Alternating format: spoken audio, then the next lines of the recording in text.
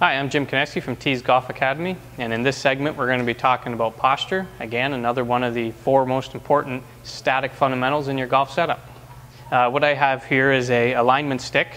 What I'm going to show you in a few short seconds is very good for if you have a big mirror and a couple alignment sticks, or some kind of stick that you can use, or a ruler or a meter stick or something you can put into your belt loop. A very handy little drill to see where your posture is. But again, posture is extremely important. If we're standing in good posture, what happens is our arms hang at our side, shoulders, hips, knees, and the balls of our feet are all kind of stacked on top of one another. So if I were to just bend slightly from the hips, give a little knee flex, let my arms hang naturally, what ends up happening is I get into a very neutral spine angle, which means that my spine angle sits very straight. What we see a lot of with posture, both good and bad, what we get is a relationship where our pelvis is very horizontal, or the belt buckle gets very horizontal, and the spine actually comes straight up and then curves into what we call a C curve, kind of similar to this. Arms get very close to us, we get into a very straight leg relationship, very unpowerful, unathletic setup.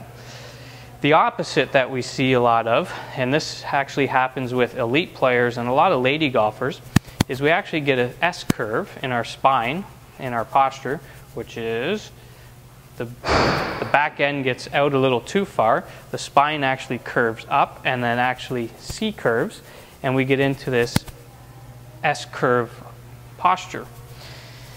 So how do we know if we're in good posture? Well, that's where this little stick comes in handy, and a nice mirror. So what we do is we actually loop it through our belt loops. So it's in a nice straight line. And all we can do,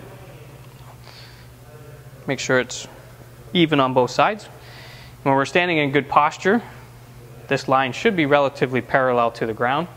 And then when I tilt my pelvis, right, it actually creates a nice angle.